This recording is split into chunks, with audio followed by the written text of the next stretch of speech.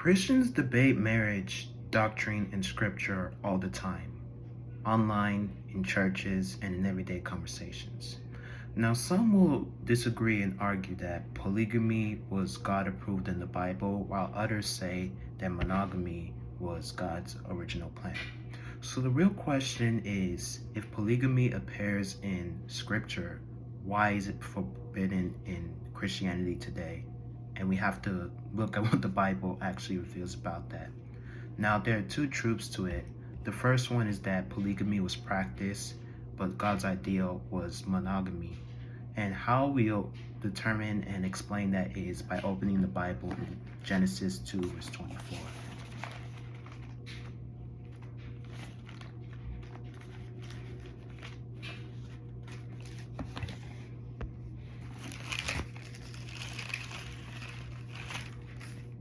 All right, Genesis 2:24. It says, "Therefore a man shall leave his father and mother and be joined to his wife, and they shall become one flesh."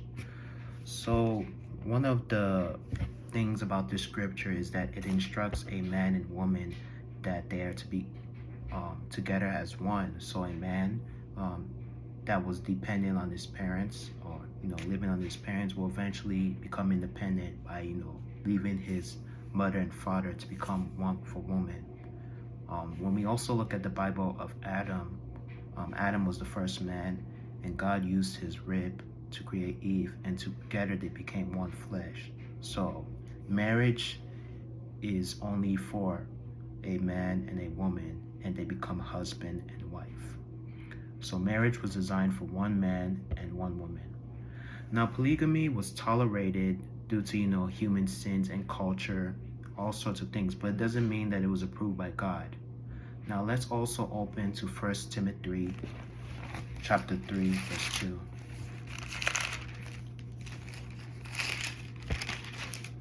Verse 2 talks about a bishop then must be blameless, the husband of one wife, temperate,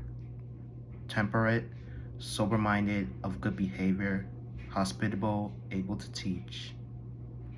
So this was, regarding the bishop, but throughout the Bible, when you look at different scriptures, the expectation is one man and one woman. So that's the only people that can get married according to scriptures. So even in leadership, monogamy is expected. It's God's plan for one and one marriage. So in marriage, you're supposed to find two people of the opposite sex according to scriptures. So that's regarding the first truth, how God's ideal is monogamy and not polygamy. Now let's also look at the second truth about this. And the second truth is that the New Testament confirms monogamy as God's standards. Now, while we mentioned already about the Old Testament when we looked at Genesis, it tolerated polygamy, but it didn't mean it's okay. So we're going to look at another scripture, which is Matthew 19, verse 4 to 6.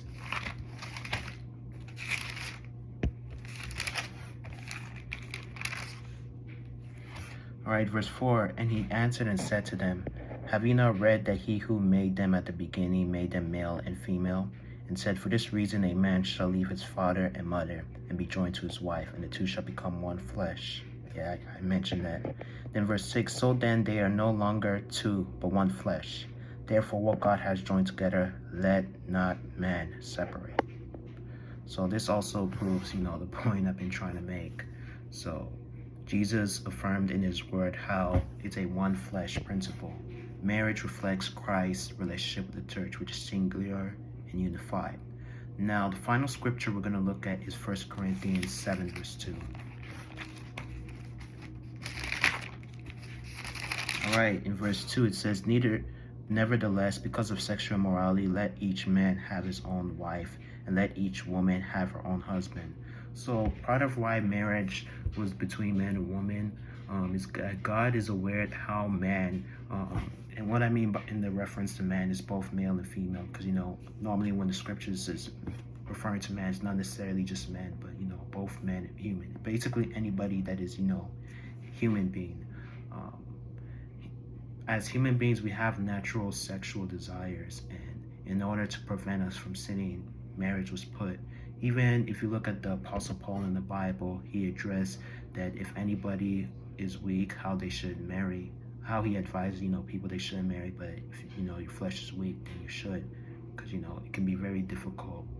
We have natural sexual desires, so marriage is only for two people, one man and one woman.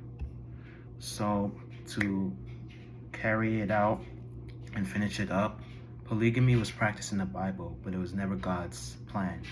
Now, God tolerates human failings, but his plan points to, covenant marriage. Now, Christianity goes on to teach about one man and one woman because marriage is meant to reflect Christ's relationship with the church. So the truth is, it's not about debating who is right or wrong. It's about God's design. I hope you guys learned something today.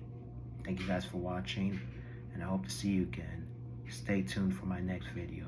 And until we see each other, bye-bye for now.